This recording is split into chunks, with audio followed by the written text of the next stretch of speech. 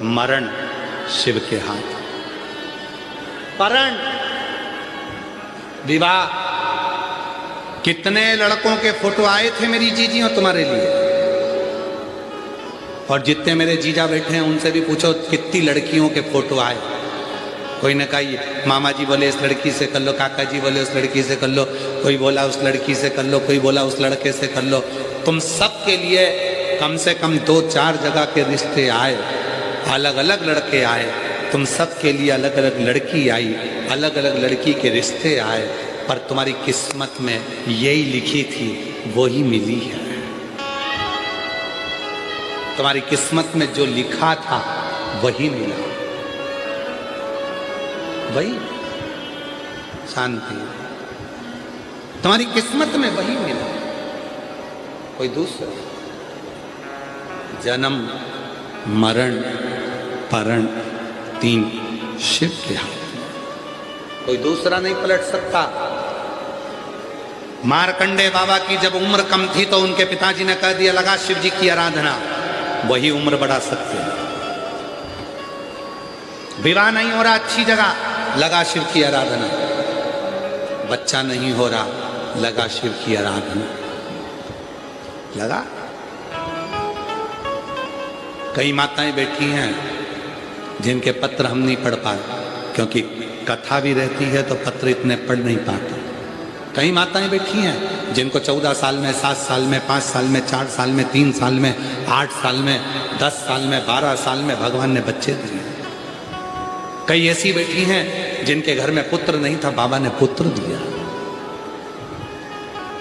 और कई माताएं अपने अपने बच्चों को लेकर आई भी हैं, ऐसा नहीं है कि नहीं आई हैं। अगर आई हो तो हम तो उनसे निवेदन करेंगे कि आप भले अपने स्थान पर खड़े हो जाओ, क्योंकि इतने सारों को तो हम यहाँ नहीं बुला पाएंगे क्योंकि समय का रहता है। तो अगर लाए हैं और पत्र भी आपके आए हैं और हम नहीं पढ़ पाए हो तो हम करबद्ध निवेदन करें, वहीं से आप बाबा को प्रणाम करो। वही दिया बाबा ने कई।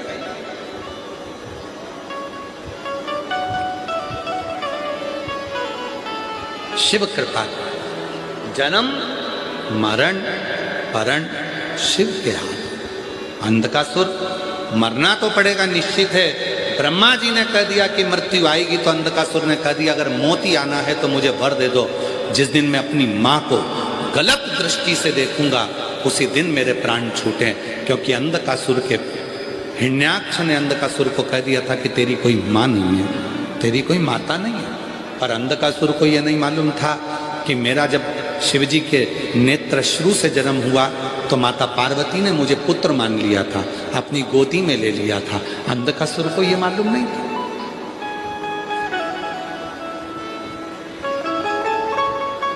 जिस दिन मैं अपनी माता को गलत दृष्टि से देखूंगा बस उसी दिन मेरे प्राण छूटे। तथास्तु, वर दे, तथास्तु।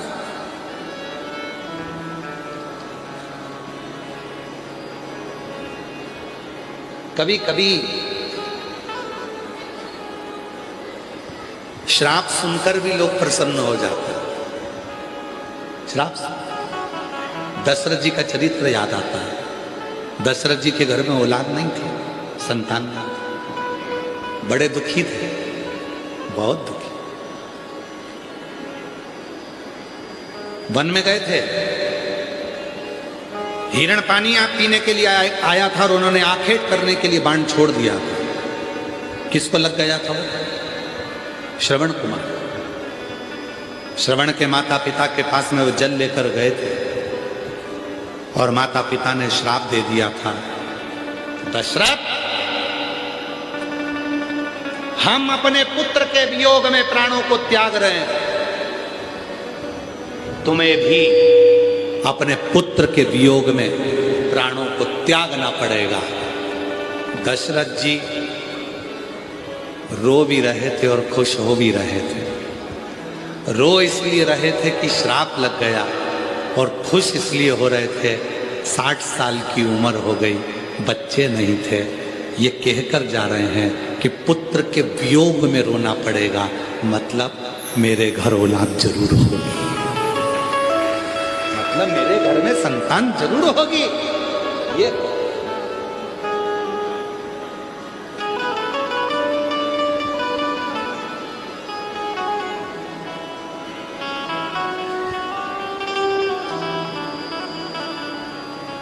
होता है। एक नौकर आया सेठ जी के पास, सेठ जी मुझे छुट्टी चाहिए।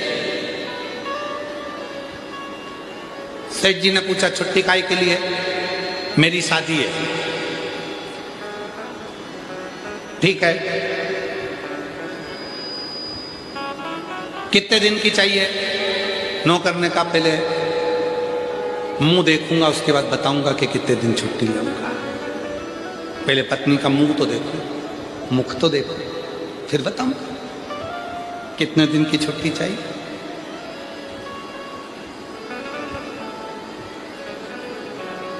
केवल ये एक प्रसंग नहीं है कि मुख देखूंगा तब बताऊंगा छुट्टी कितने दिन की चाहिए। मेरा शिव भी ऐसा ही दयालु है, अनायास करुणा करता है। कहते हैं जब हम शिव के मंदिर में एक लोटा जल चढ़ाने के लिए जाते हैं, अपना मुख शंकर के सामने जाता है तो शंकर उसी समय पर करुणा करना प्रारंभ कर देते हैं। कृपा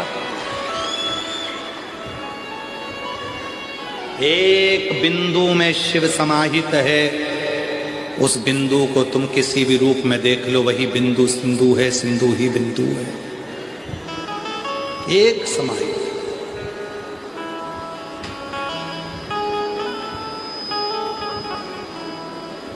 प्रजापति ब्रह्म कुमारी आश्रम की कई बहनें अगर आपके इधर भी आती होंगी तो वो आपको बताती होंगी एक चित्र में कि ये बिंदु है, बस इसी तेज बिंदु का ही सर्वस्व तेज संपूर्ण ब्रह्मांड में संपूर्ण विश्व है। एक बिंदु से ही संपूर्ण संसार।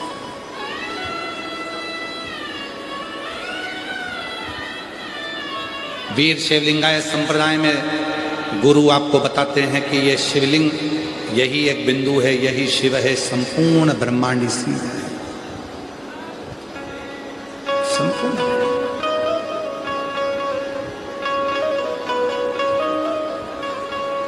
कहीं दूसरी जगह है ही नहीं। अंधकासुर वर मांग लिया, तथास्तु कह दिया, घर आया, अपने दूतों से कहा कि मुझे विवाह करना है, कोई अच्छी लड़की देखो। दूतों ने कहा जो अच्छी थी पार्वती जी वो तो शिव जी ले गए।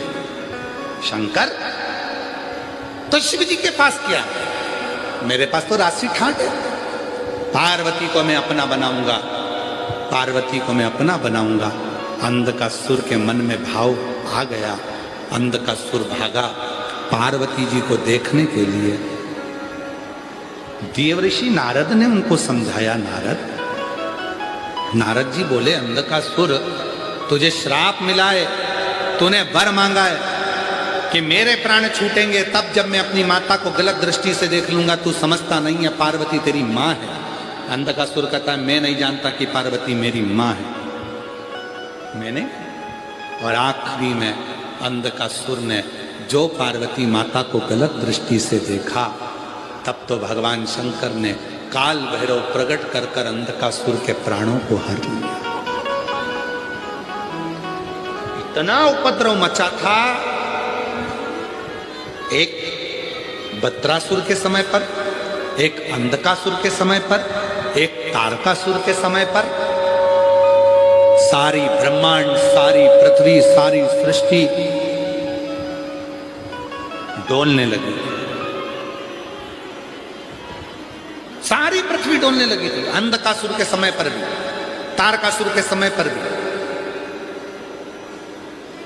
बत्रासुर के समय पर भी। देवासुर संग्राम हुआ था, सारे देवताओं का खजाना खाली हो गया था।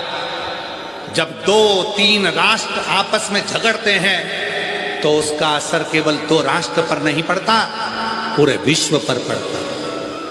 और आज संपूर्ण भारत क्या पूरी दुनिया देख रही है। जब 2 देश आपस में लड़ रहे हैं तो उसका असर भारत में क्या सारे देशों पर होता है। खजाने खाली हो गए। जब देवासुर संग्राम हुआ सारे खजाने खाली, सब खजाने खाली। इंद्र की सत्ता का वैभव चले गया, गरुण वरुण देवता सबके खजाने खाली हो गए। युद्ध हो कैसे, धनी नहीं है। कुबेर के पास गए तो कुबेर के खजाने खाली हो गए। लक्ष्मी जी के पास गए तो नारायण ने कहा लक्ष्मी के पास कुछ भी नहीं। लक्ष्मी ने कहा मेरे पास कुछ भी नहीं, सब खाली हो गए, क्योंकि ये देवासुर संग्राम में सब नष्ट हो गए, सब नष्ट। अब करे तो करे क्या? इस देवासुर संग्राम में सब नष्ट हो गया। लक्ष्मी जी के पास भी लक्ष्मी नहीं बची, कुबेर के पास में वैभव नहीं बचा। फिर आखिरी में कुबेर लक्ष्मी जी के पास गए, लक्ष्मी और कुबेर भगवान ब्रह्मा के पास गए। ब्रह्मा विष्णु जी के पास आए और भगवान विष्णु ने कहा जब संसार के लोगों के पास कुछ नहीं होता, देवताओं के पास कुछ नहीं होता, तब देने वाला केवल एक ही होता है, वो केवल देव अधिदेव महादेव होता है। चलो अपन सब उसके पास चले। शिव महापुराण की कथा कहती है सब दूर से हताश हो जाए, कुछ भी ना रहे, तब लक्ष्मी, तब कुबेर, तब देवता, तब मनुष्य, गंधर्व, अप्सरा, किन्नर, नाग सब शिव की शरण में चले जाते हैं। देवासुर संग्राम में सब समाप्त हो गया। तब लक्ष्मी जी भगवान शंकर को पुकारने लगी, भोलेनाथ भोलेनाथ, हे शिव हे शंकर हे करुणा सागर। कुबेर कहने लगे कुछ भी नहीं बचा नाथ, सब देवासुर संग्राम में चले गया। इंद्र पुकार रहे थे, कुछ नहीं बचा नाथ, सब कुछ चले गया, सब कुछ समाप्त हो गया। अब आप ही हो जो लक्ष्मी को लक्ष्मी दे सकते हो, कुबेर को भंडार दे सकते हो, केवल आपके सिवा कोई नहीं है। तब भगवान शंकर सिर पर गंगा, मस्तक पर चंदा, सुंदर आभूषणों से सुसज्जित होकर भगवान शंकर सामने प्रकट हो गए। एक हाथ से लक्ष्मी को लक्ष्मी देने लगे, दूसरे हाथ से कुबेर को लक्ष्मी देने लगे और अपने दो हाथ से आशीर्वाद देने लगे। उन्हीं का नाम कुबेरेश्वर महादेव हो गया। उन्हीं का नाम कुबेरेश्वर महादेव हो गया। उन्हीं को कहते हैं कुबेर भंडारी, कुबेरेश्वर महादेव। जो कुबेर के पास भी जब खजाना खत्म हो गया, लक्ष्मी के पास भी जब खजाना खत्म हो गया, तब वो कुबेर भंडारी अपने हाथों से लुटाना प्रारंभ कर दिया और इतना दिया कि सारा वैभव वापिस वैसा की वैसा ही हो गया, वैसा सारा खजाना। उसी को कुबेरेश्वर महादेव कहते हैं। दुनिया के लोग कहते हैं गुरुजी आप कहते हो कुबेरेश्वर महादेव, कुबेरेश्वर महादेव का मतलब क्या? जब लक्ष्मी का भी खजाना खत्म हो जाता है, कुबेर का भी खजाना खत्म हो जाता है, तब देवाधिदेव महादेव की शरण में जाते हैं। और शंकर हमेशा अपने दो हाथों के दर्शन देते हैं, पर जब मेरे भोलेनाथ लुटाने का समय आता है, देने का समय आता है, तो अपने चार हाथ कर लेते हैं और वो कुबेरेश्वर बाबा बैठते नहीं है, खड़े होकर लक्ष्मी और कुबेर को वैभव देते हैं। तो दो हाथ से दर्शन करने वालों के भी भंडार भर देते हैं। वो कुबेरेश्वर, वो कुबेरेश्वर।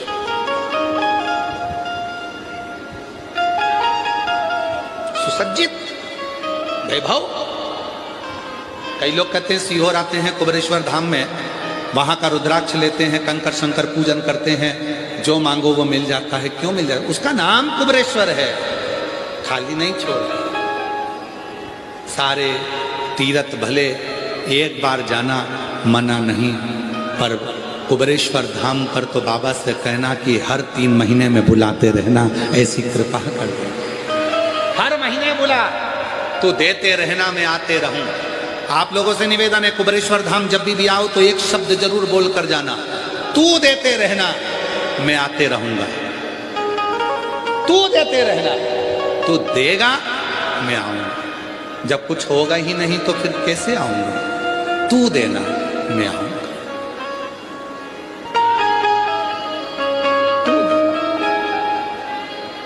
महाराज अंधकासुर के प्राणों को हर लिया काल भैरव ने, और जैसे ही प्राण हरे पार्वती मैया प्रसन्न चित्त हुई।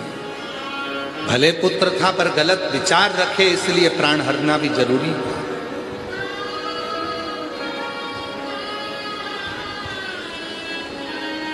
महाराज वो देता है, इसलिए कुबेरेश्वर धाम पर जो लोग आते हैं, शिव पुराण की कथा में जो आते हैं, अपनी झोली पसार कर उससे विनय करते